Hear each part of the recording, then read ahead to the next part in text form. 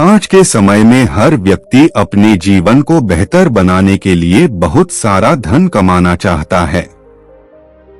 धन आएगा तो सुविधाएं आएंगी, धन आएगा तो जीवन में आराम आएगा, धन आएगा तो जीवन में सुकून आएगा। हर व्यक्ति कुछ ना कुछ जमा करने की लालसा में जीवन को जिए जा रहा है।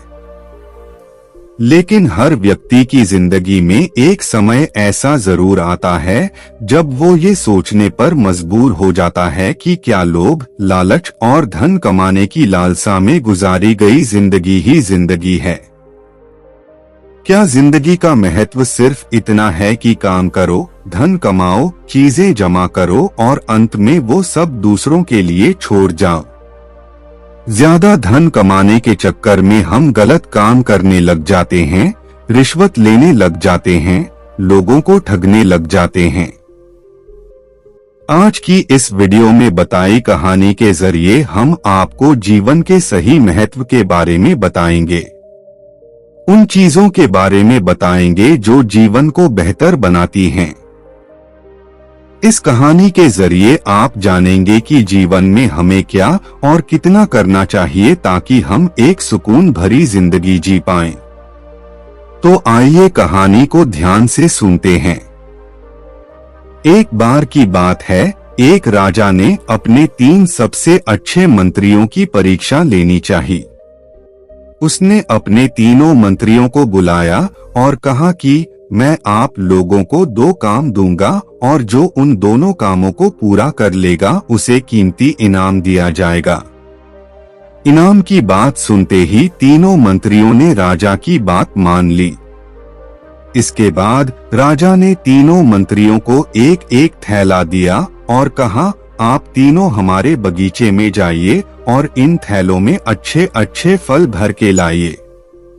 जो ज्यादा फल भर के लाएगा उसका पहला काम पूरा माना जाएगा और उसके बाद मैं आपको दूसरा काम बताऊंगा। राजा की बात मानकर तीनों मंत्री बगीचे में चले गए और फल जमा करने लगे। पहले मंत्री ने सोचा कि राजा हमारे तोड़े हुए फल तो खाएगा नहीं। उसने जल्दी जल्दी थैले में नीचे से सड़े गले फल डाल दिए और ऊपर से थोड़ा बहुत अच्छे फल भर दिए। दूसरे मंत्री ने सोचा कि राजा के लिए अच्छे फल भरने चाहिए, क्या पता राजा किसी को ये फल भेंट करे। उसने बारी बारी से अच्छे फल तोड़ने शुरू किए और थैले में जमा कर लिए, लेकिन अच्छे फल ढूंढने के चक्कर में उसका थैला पूरा नहीं भर पाया। तीसरे मंत्री ने सोचा कि राजा के पास इतना समय तो है नहीं कि वो थैले खोल खोल कर हमारे फल की जांच करेगा। उसने इधर उधर से घास फूस जमा करी और थैले में भर दी, साथ ही ऊपर से 2-4 फल भी डाल दिए। घास फूस की वजह से उसका थैला पूरा भर गया। अगली सुबह वो तीनों दरबार में पहुंचे। राजा ने तीनों के थैले बाहर से ही देखे, अंदर क्या है उसने पूछा भी नहीं। अब राजा ने उन्हें दूसरा काम देते हुए बोला, आप सभी को 15 दिनों के लिए दूर जेल में बंद किया जाएगा। वो 15 दिन आपको इन फलों के सहारे ही निकालने हैं और जो सही सलामत आएगा वो ये परीक्षा जीत जाएगा। तीनों को अलग अलग जेल में रखा गया। जेल के अंदर थोड़ा पीने के पानी के अलावा कुछ नहीं था। खाने के लिए उनके पास थैले में भरे उनके फल ही थे। पहला मंत्री जिसने ऊपर से अच्छे फल भरे थे और नीचे से सड़े, वो कुछ दिन तक अच्छे फल खाते रहा और आराम से दिन निकालता गया। लेकिन बाद में जब उसे सड़े फल खाने पड़े तो वो बहुत बीमार हो गया। दूसरा मंत्री जिसके थैले में कम और अच्छे फल थे, वो थोड़ा थोड़ा करके फल खाता गया और उसने सही सलामत अपने दिन निकाल लिए। तीसरा मंत्री जिसके पास कुछ ही अच्छे फल थे और बाकी घास फूस, वो कुछ ही दिन तक जिंदा रहा और भूख की वजह से मर गया। 15 दिन बाद राजा अपने सैनिकों के साथ वापस आया। दूसरे मंत्री ने अपनी परीक्षा पास कर ली थी और इसे उचित इनाम दे दिया गया।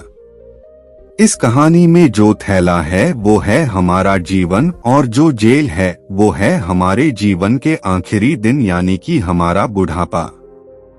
इस समय में हम जीवन के बगीचे में हैं।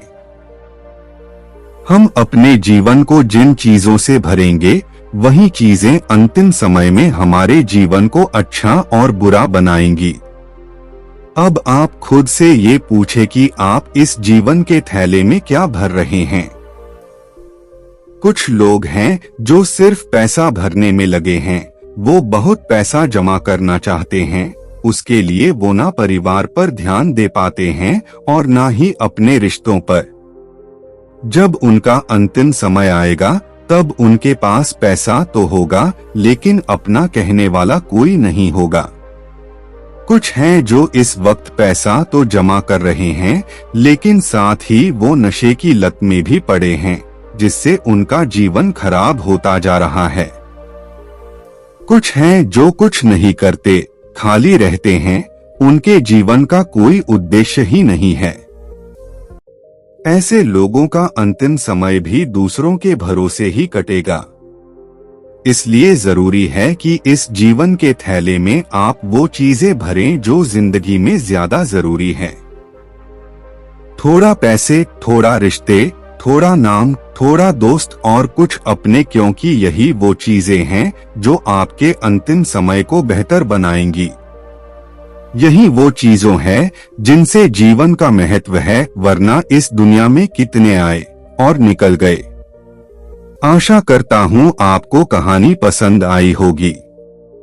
कमेंट में जरूर लिखें कि आपको कहानी कैसी लगी और दोस्तों के साथ शेयर भी करें। धन्यवाद।